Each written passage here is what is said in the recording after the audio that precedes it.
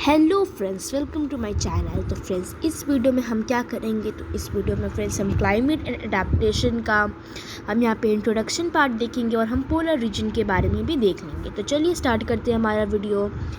तो climate has a profound effect on all living organism. अब जो हमारा क्लाइमेट होता है उसका बहुत प्रोफाउंड इफेक्ट होता है, बहुत इफेक्ट होता है हमारे लिविंग ऑर्गेनिजम्स पर, यानी कि जो जीते हैं, ह्यूमंस, एनिमल्स, बर्ड्स, ये सारे हमारे क्या आ गए, लिविंग ऑर्गेनिज्म। इसके बाद है animals are adapted to survive in this conditions in which they live. तो एनिमल्स जो होते हैं उन्होंने अडेप्ट कर लिया है वो क्लाइमेट जिसमें वो रहते हैं, वो क्लाइमेटिक कंडीशंस जिसमें वो रहते हैं। Animals living in very cold and hot climate must possess separate special feature to protect themselves against extreme cold or extreme heat।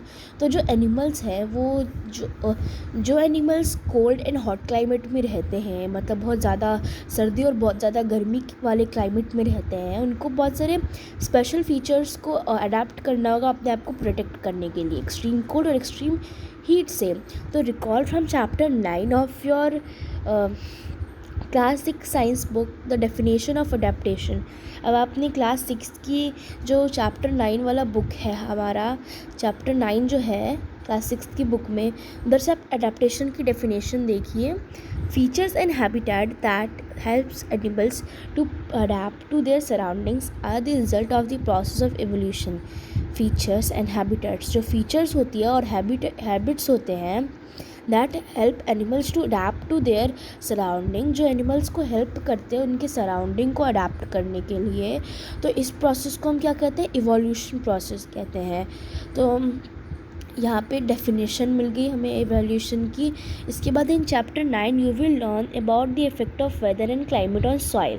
अब चैप्टर 9 में क्या देखेंगे, चैप्टर 9 हमारा सॉइल का चैप्टर है, तो उसमें आप देखेंगे कि जो वेदर एंड क्लाइमेट का क्या इफेक्ट होता है सॉइल के ऊपर। Here we will study the effect of climate on animals only. और इस चैप्टर में हम क्लाइमेट का जो इफ़ेक्ट है वो एनिमल्स के ऊपर ही देखेंगे इस टॉपिक में। तो in class 6 you have read about adaptation of animals too. तो इन क्लास 6 आपने क्लास 6 में अडेप्टेशन ऑफ एनिमल्स देखा है टू सर्टेन हैबिट्स, उनके हैबिटेट्स, अलग अलग उनके हैबिटेट्स पे उनके अडेप्टेशन देखे हैं। तो as example of adaptation of animals to climatic conditions we discuss only animals living in polar region and tropical rainforest। तो ये अडेप्टेशन ऑफ एनिमल्स उनकी क्लाइमेटिक कंडीशंस के हिसाब से उनके जो एग्जांपल्स हम देखेंगे, कौन कौन से एरिया के देखेंगे, पोलर रीजन का और ट्रॉपिकल रेन फॉरेस्ट के।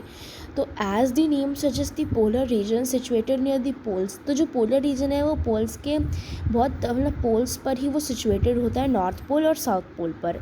तो जो सम वेल नोन कंट्रीज़ है जो पोलर रीजन पर है वो है Canada, Greenland, Iceland, Norway, Sweden, Finland, Alaska in USA and Siberian region of Russia.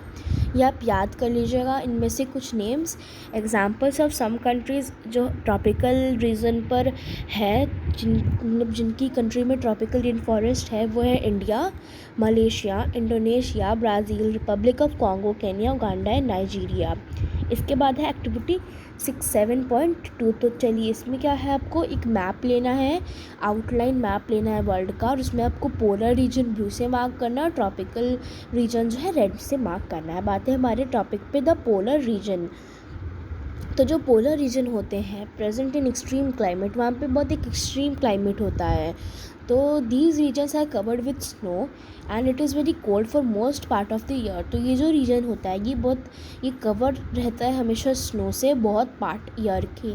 तो for 6 months the sun does not set at the poles, while for other 6 months the sun does not rise. तो 6 months के लिए जो सन होता है वो मतलब ढलता नहीं है, और 6 months के लिए वहाँ पे सन उगता नहीं है। तो in winters the temperature can be as low as -37 degree Celsius. तो पोलर रीजन में जो ठंडियों के टाइम पर टेम्परेचर होता है वो -37 डिग्री सेल्सियस तक जाता है। और जो animals living there have adapted to these severe conditions. तो यहाँ वहाँ की बहुत ख़राब कंडीशंस है, और तो जो पोलर रीजन के एनिमल्स हैं उन्होंने इस कंडीशंस को भी अडेप्ट कर लिया है। Let us see how they are adapted by considering for examples of polar bear and penguins। तो अब ये जो कंडीशंस है, जो एडेप्टेशन है, वो हम दो एनिमल्स पोलर बियर्स और पेंगुइन्स के हम इधर देखेंगे एग्जांपल्स। तो हम उनके एडेप्टेशन के बारे में देखेंगे। तो पोलर बियर्स जो होते हैं उनके पास एक वाइट फर होते हैं, इसलिए वो स्नो में नहीं दिखते। तो स्नो में क्या होता है कि जो स्नो होता है वो वाइट कलर का होता है। पोलर बियर के जो फर होते हैं वो भी वाइट कलर के होते हैं, तो उसके अंदर वो छिप सकते हैं। तो उनको जो मारने वाले एनिमल्स हैं जो उनको खाएंगे वो उनसे भी बच सकते हैं, और अगर वो किसी को मारना चाहते हैं तो उधर भी छिप कर वो मार सकते हैं।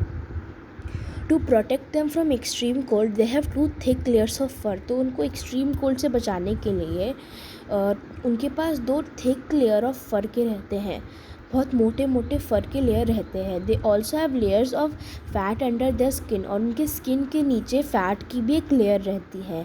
In fact they are so well insulated that they have to move slowly and rest often to avoid getting overheated।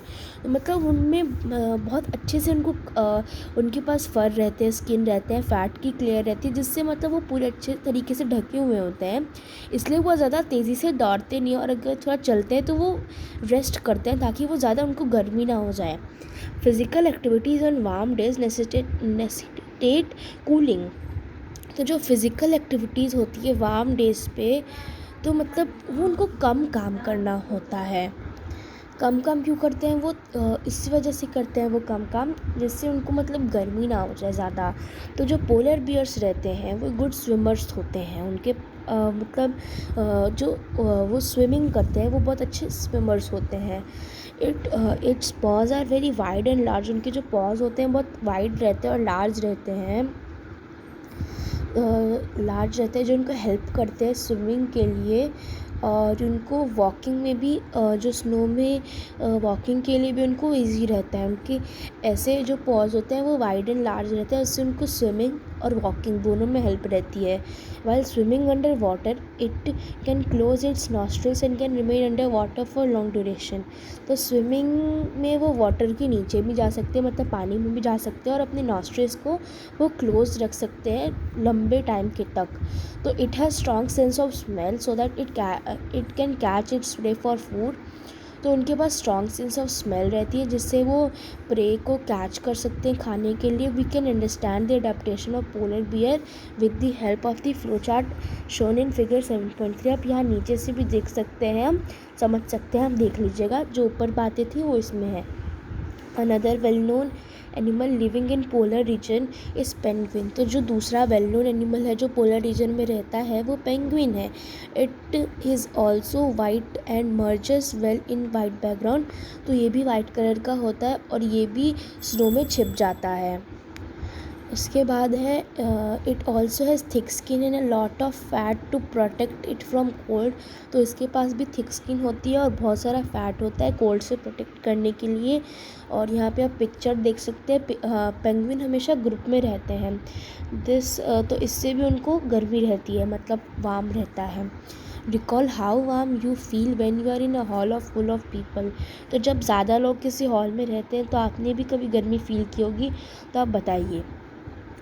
Like polar bears penguins are also good swimmers. Polar bear की तरह पेंगुइन भी बहुत गुड स्विमर्स होते हैं। Their bodies are streamline and their feet have webs making them good swimmer. तो जो वो polar bear की तरह पेंगुइन भी बहुत गुड स्विमर होते हैं, उनकी बॉडी भी स्ट्रीमलाइन होती है और उनके फीट में भी वेब्स होते हैं।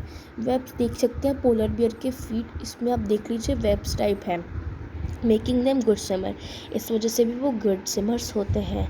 तो अदर एनिमल्स जो पोलर रीजन में रहते हैं वो हैं fishes, musk, oxen, reindeers, foxes, seals, whales and birds. ये सारे एनिमल्स रहते हैं, इसको भी याद कर लीजिएगा। It is to be noted that while fish can remain under cold water for long. जो फिश रहते हैं वो कोल्ड वाटर के अंदर रहते हैं, और जो बर्ड्स हैं वो वार्म रहने के लिए किसी दूसरी जगह पे माइग्रेट कर जाते हैं वार्मर रीजन में, जब विंटर आ जाता है पोलर रीजन में। तो they come back to after the winter is over, और वो फिर से पोलर रीजन में वापस आ जाते हैं जब विंटर ख़त्म हो जाता है। You know that probably that India is one of the destinations of many of these birds. तो इंडिया भी एक डेस्टिनेशन है ठंडियों के टाइम में बर्ड्स के लिए। तो बर्ड्स वहाँ से माइग्रेट करके यानी उड़कर आ जाते हैं इंडिया में, या फिर ऐसी बहुत सारी जगह पे।